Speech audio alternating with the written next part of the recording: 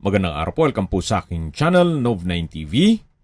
Patalasasan po, meron po ba kayong mga properties na napapabayaan or non-performing assets? Plan nyo ibenta, pero wala kayong oras pagbenta nito. Kung ito'y pagkakatiwala nyo po sa amin, tawag lang po kayo sa aking numero, usap po tayo, gawan ko po ng video for free. Yes, libre po. Wala po kayong babayaran. Tutulungan pa namin kayong mabenta ang inyong property. Kami na po bala sa marketing, sa boosting, pati po sa paid advertisements, even sa tripping. Hindi na po kayo mapapagod sa pag-entertain ng mga buyers. Kami na po bala sa lahat. Tawag lang po kayo. Nandito po tayo ngayon sa Tagaytay kung saan meron po tayong bagong video presentation.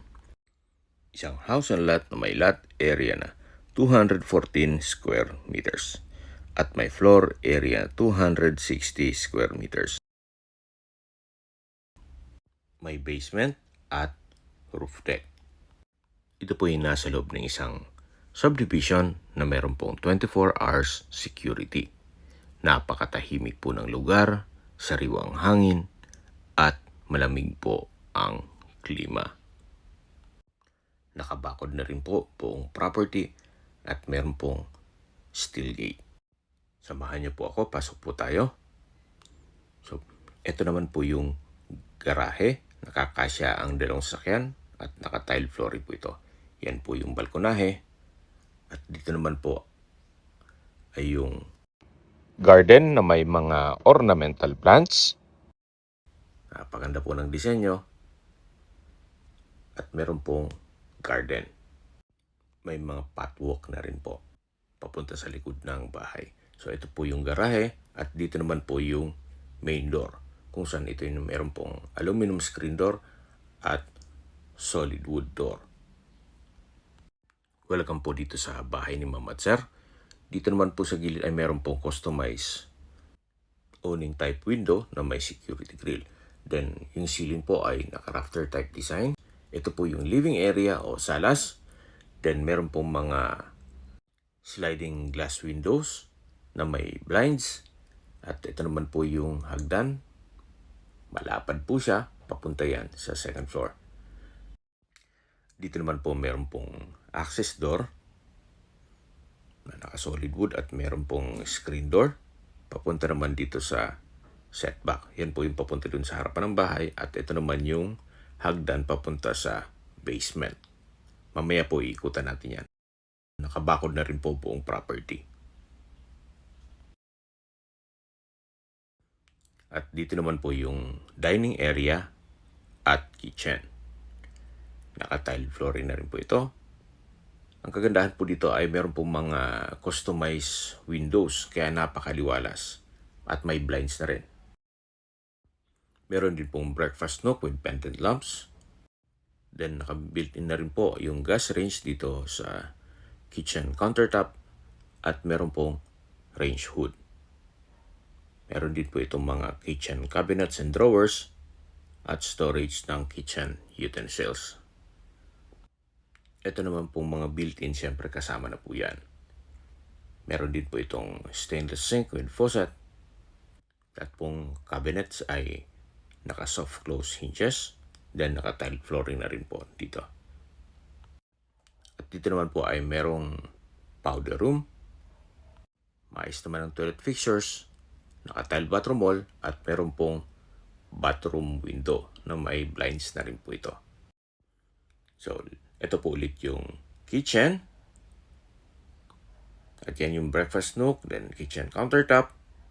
Ito naman po yung understairs storage na ginawang pantry. So, na-maximize po ni owner yung espasyo. May mga wooden shelves at sa dulo po ay may stock room na rin. Kung meron man po kayong PWD or senior citizen sa pamilya, meron pong room para sa kanila. So, ito po yung tinutukoy ko ng first bedroom kung saan malaki naman po ang espasyo. Meron pong dalawang sliding glass window Then may access door papunta sa likod ng bahay at meron po itong sariling toilet and bath. May wardrobe na rin po. Ito pong toilet and bath ay maayos naman ang mga toilet fixtures. Naka-tile bathroom wall, may bathroom countertop, cold shower, then bathroom window with blinds. Okay, labas po tayo para check natin ibang parte ng bahay. Sa ngayon po, ginawa po nilang opisina ito at stock room na rin. Paglabas niyo po ng kwarto, dito po sa kabilang side ay yung pantry at dito naman yung formal kitchen. Then yan po yung breakfast nook at dito naman po yung dining area. At ito naman po yung papunta sa living area o salas. Then dito naman sa kabilang side yung papunta sa basement at ito naman po yung papunta sa second floor. Ito pong hagdan ay naka-concrete staircase, then wooden handrail at maliit na staircase window. Then ito pong staircase wall ay pulido po ang pagkapintura. Mapapansin niyo po, malapad tong hagdan kaya komportable po kahit po magkasabay kayo ay kakasya po kayo. Check po muna natin itong unang kwarto dito sa second floor. Ito pong unang kwarto dito sa second floor ay napakalaki po ng espasyo. Maayos ang pintura ng ceiling at wall, naka-wooden design tiled flooring, may mga pin lamps, at meron pong customized glass window. Yan po yung access door papunta sa terrace at meron po itong sariling toilet and bath. Ito pong toilet and bath ay naka-tiled bathroom wall, may isang toilet fixtures at may bathroom window. Dito po sa access door, may mga nakaharang na gamit kaya hindi tayo makalabas dyan. Siguro upon tripping, maayos po yan. Yan po, tunghayan nyo itong unang kwarto. Meron pong from floor to ceiling na wardrobe at malaki po ang espasyo nito. So paglabas nyo po, yan po yung hallway at yan po yung access door papunta sa roof deck. Mamaya po, iikutan natin yan. So yan po yung hagdan. Then, ito naman po yung hallway papunta sa ibang kwarto. Check po muna natin itong pangalawang kwarto. So malaki din po ang espasyo nito. May center lamp, may pin lamp, then wooden design ng flooring. Kung big family po kayo, pwede na po ito sa inyo. Meron na rin pong from floor to ceiling na wardrobe na naka soft close hinges. Meron din po itong sariling toilet and bath. Ito pong toilet and bath ay maayos naman ang toilet fixtures, naka-tile bathroom wall, may sariling bathroom window at naka-blinds na rin po ito. Halos lahat pong kwarto ay meron pong maliit na balkonahe. At ito po yung access door. Meron din po itong aluminum screen door. Yan po yung kapaligiran. Napakatahimik po ng lugar. Maliwalas. At sariwa po ang hangin. Okay, balik na po tayo dito sa loob. Yan po, tunghayin niyo po itong pangalawang kwarto na malaki po ang espasyo at meron pong malaking customized glass window. Lalabas po tayo para check natin yung kabilang kwarto. Yan po yung papunta sa roof deck. At yun ang unang kwarto kanina. Then meron pong chandelier dito sa may stairway. At ito naman po yung pangatlong kwarto. Ito pong pangatlong kwarto ay ganun din po. Malaki ang espasyo. Wooden design ng tile flooring. May pin lamps. May center lamp. At from floor to ceiling din po itong wardrobe. May sariling toilet and bath na rin po ito. Maayos naman po ang mga toilet fixtures. May towel rack, water closet, bathroom sink, naka-tile bathroom wall, at may bathroom window. Yan po, tunghayan niyo po ulit itong pangatlong kwarto. na napakaliwalas po. So, labas po tayo. Yan po ulit yung hagdan at yan yung hallway. Papunta sa roof deck. Meron pong chandelier. At ito naman po yung master bedroom. Ito pong master bedroom ay napakalaki po ng espasyo. Maaliwalas, maraming customized windows with security grill. Then, naka-wooden design itong tile flooring at meron po itong sariling toilet and bath. Maayos naman po ang toilet fixtures. Naka-tile bathroom wall at meron pong bathroom window na may blinds na rin po ito. Ayan po, tunghayan niyo po ulit itong master bedroom na napakaliwalas at meron po itong from floor to ceiling na wardrobe. Ito pong access door ay meron pong aluminum screen door papunta dito sa balkonahe o terrace. Ito naman po ang view dito sa harapan ng bahay. Yan po ang mga magiging kapitbahay nyo kung sakaling ma-acquire nyo ito. At tungkol naman po sa dokumento nito, ito'y titulado, buhay po ang may-ari, kaya wala po kayong magiging problema sa documentation o sa transfer ng title. At lalabas po tayo at para ma-check natin ang roof deck. So, ito po ulit yung hagdan. Then, ito yung hallway. At ito po yung family area. Then, ito po yung access door na naka-aluminum screen door. Papunta naman po ito sa roof deck. Samahan niyo po ako. Akyat po tayo. Nandito na po tayo sa roof deck kung saan meron po itong mga metal railing at may overhead tank. Naka-tile flooring na rin po ito. Mula po dito matatanaw nyo ang inyong mga kapitbahay.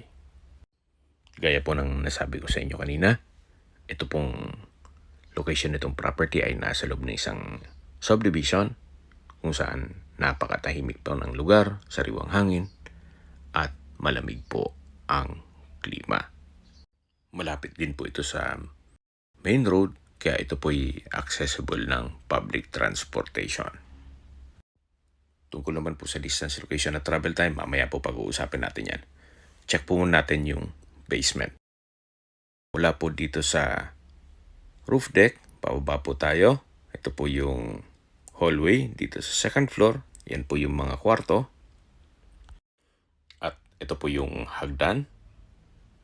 Galing na tayo dito kanina. Bababa po tayo. So, pagbaba po natin, itong nasa likod ka yung living area o salas. At ito naman po yung tinutukoy ko na access door papunta sa basement. Yan po yung papunta sa harapan ng bahay. At ito naman yung hagdan papunta sa basement. Naka-concrete staircase na rin po ito. Then, metal railing. Meron pong mga pocket garden sa kanto nitong concrete fence. Then, ito pong basement ay napakalaki po ng espasyo. Pwede pong gawing music room, game room, or entertainment area. Dito po sa dulo ay meron pong jacuzzi. Kung medyo stress kayo sa trabaho, pwede mag-relax dito. Or kung pwede nyo rin po itong i-convert sa Airbnb para maging income generating. Total, hindi naman po kailangan pumasok pa sa loob ng bahay. May sarili po itong daan papasok dito sa basement. Meron po itong sariling toilet and bath. Maayos naman ang toilet fixtures, naka-tile bathroom wall, at meron pong overhead shower. Meron din po itong bathroom window with blinds. Kung sakali pong nasa ibang bansa pa po kayo at hindi nyo pa naman kailangan, pwede naman po itong maging income generating itong area to pag pinasok nyo sa Airbnb. So, paglabas nyo po, meron pong setback naman dito, then another stairs. Akyat po tayo. Samahan nyo po ako. Pag akyat nyo po dito, ay ito po yung sa likod ng bahay.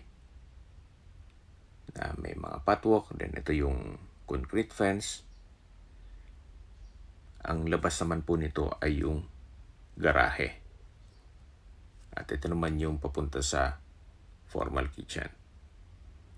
Ito naman po yung part nung first bedroom dito sa ground floor. Ito po yung covered car garage na kakasya dalawang SUV at yan po yung steel gate o entrada ng bahay. Recap po tayo sa mga mahilig mag-skip ng video. Ito po yung para sa inyo. Ito pong property ay located po sa Tagaytay sa isang subdivision na meron pong 24 hours security. May lot area na 214 square meters at may floor area na 260 square meters, more or less. Ito po ay 2-year-old, well-maintained, kaya ready for occupancy. Habang pinagmamasdan niyo po itong buong property, pag-usapan na natin ang distance, location, at travel time. So, mula po sa Picnic Grove, isa sa pasyalan dito sa Tagaytay, ang distance is 3.8 kilometers at ang travel time is 10 minutes. Mula naman po sa ina ng laging Saklolo Church, ang distance is 2.5 kilometers at ang travel time is 7 minutes. At mula naman po sa Starbucks downhill, ang distance is 1.4 kilometers at ang travel time is 9 minutes. Mula naman po sa Tagaytay Rotonda, ang distance is 2.9 kilometers at ang travel time is 12 minutes. Sa Tagaytay Rotonda po ay kumpleto na rin gaya ng mga malls, hotels and restaurants, banks, supermarket, schools, church, at hospital. Yan po yung lagi kong binabanggit sa inyo na dapat nyo i-consider sa paghanap ng property yung meron pong malapit na hospital. Hindi ko naman po sinasabing sakitin kayo. Yun naman po ay for emergency purpose lang naman. At mula naman po sa Calac Silang Interchange, ang distance is 16.9 kilometers at ang travel time is 54 minutes. Bakit po lagi kong binabanggit ang Calax or Cavite Laguna Expressway? Ito po ay isang proyekto ng ating gobyerno na kung saan ang Calax po ay connecting South Luzon Expressway, Skyway, all the way to North Luzon Expressway at ibang parte ng Metro Manila. Once na matapos po yan, mas mapapabilis na po ang biyahe papunta dito sa Tagaytay. Mula naman po sa airport, ang distance is 56.4 kilometers at ang travel time is 1 hour and 52 minutes kasama na ang traffic. Okay, sa presyo na po tayo. Binibenta po ito ni owner sa halagang 18.8 million pesos net. Ibig pong sabihin, si buyer na po ang sasagot sa lahat ng taxes at expenses with regard to documentation. Kung may mga katanungan po kayo or gustong magpaset ng tripping dito sa property to, tawag lang po kayo sa aking numero. At sa mga kababayan naman natin na sa ibang bansa, meron po akong Telegram. Sa mga iPhone user man may iMessage. Meron din pong Imo, Skype, Viber at WhatsApp.